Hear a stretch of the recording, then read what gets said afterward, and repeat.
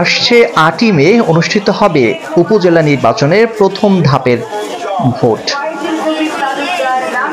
যদিও বিএনপি এই নির্বাচনে নেই, তবুও দলের বেশ কজন নেতা এই নির্বাচনে দলের সিদ্ধান্তের বিরুদ্ধে গিয়ে ভোটের মাঠে লড়ছেন।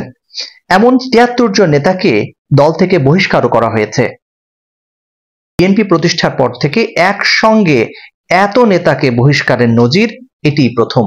যেসব নেতাকে বহিষ্কার করা হয়েছে তাদের দাবি, দীর্ঘদিন ধরে মামলা হামলার শিকার হওয়ার পর তাদের উপর যে সিদ্ধান্ত দল নিয়েছে সেটিতে তারা হতবাক হয়েছেন। প্রায় ৭৩ জন চেয়ারম্যান প্রার্থী এবং ভাইস চেয়ারম্যান প্রার্থীকে দল থেকে সাংগঠনিক কারণ দেখিয়ে বহিষ্কার করা হয়েছে। আমিও তার মধ্যে একজন। আমি জেলা বিএনপির সাংগঠনিক সম্পাদক পদে ছিলাম। প্রায় ৪০টি বছর আমার রাজনৈতিক বয়স। নবম শ্রেণীতে পড়া অবস্থা ছাত্ররাজনীতি শুরু করি, জীবনের সব কিছু হারিয়ে আজকে রাজনীতি মানুষের সেবা করার জন্য সেবা করতেছি, সেবা করার চেষ্টা করছি। হ্যাঁ, ইনশাআল্লাহ যতদিন আল্লাহ বাঁচিয়ে রাখেন এই দুনিয়ার পৃথিবীতে মানুষের সেবা করে দেব। আসলে সেই প্রত্যাশা নিয়ে আসলে আমি আন্তর্জাতিক কৃষক সদর উপজেলা পরিষদের চেয়ারম্যান প্রার্থী হয়েছি।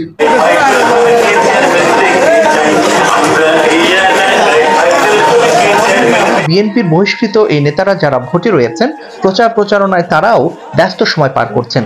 তাদের প্রত্যাশা, সুষ্ঠু ভোট হলে তাদেরও বিজয় সুনিশ্চিত। দল জাতীয় নির্বাচনে অংশগ্রহণ করে নাই, স্থানীয় নির্বাচন তারা অংশগ্রহণ করবে না। ইতিমধ্যে আমরা যারা প্রার্থী হয়েছি তাদের বিরুদ্ধে কারণ দর্শন সহ বহিষ্কার আদেশ ইতিমধ্যে জারি করেছে। আমরা আশা করি যে এতে দলের তেমন কোনো প্রভাব পড়বে না, কারণ সাধারণ জনগণ চাচ্ছে যে তৃণমূল পর্যায়ে আমরা জনপ্রতিনিধি হই এবং তাদের পাশে যেন থাকতে পারি এবং তাদের যেন উপকার করতে পারি। সেই জন্য সাধারণ জনগণ, তৃণমূলের নেতাকর্মীরা তারা চাচ্ছে যে আমি জনপ্রতিনিধি হই।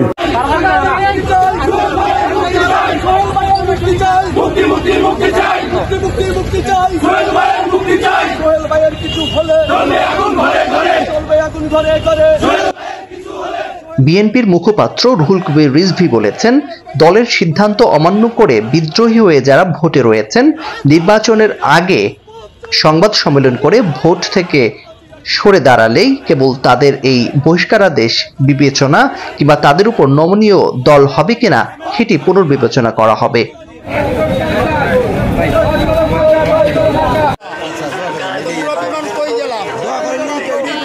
তবে বহিষ্কার প্রত্যাহারে এখনই আপিল করার বিষয়ে ভাবছেন না বলে জানান বহিষ্কৃত নেতারা। আমরা এই দলেরই সৃষ্টি, ইনশাআল্লাহ পরবর্তী সময় আসলে তার এই অগ্রিম তো বলা যাচ্ছে না কি হয় পরবর্তী সময় পরিস্থিতি, আমরা বলতে পারতেছি না, আমিও তো বলতে পারছি না। আর তবে দলের একজন বলিষ্ঠ সমর্থক, বলিষ্ঠ ভোটার হিসাবে আজন্মকাল জাতীয়তাবাদী দলকে সমর্থন করে দেব ইনশাআল্লাহ।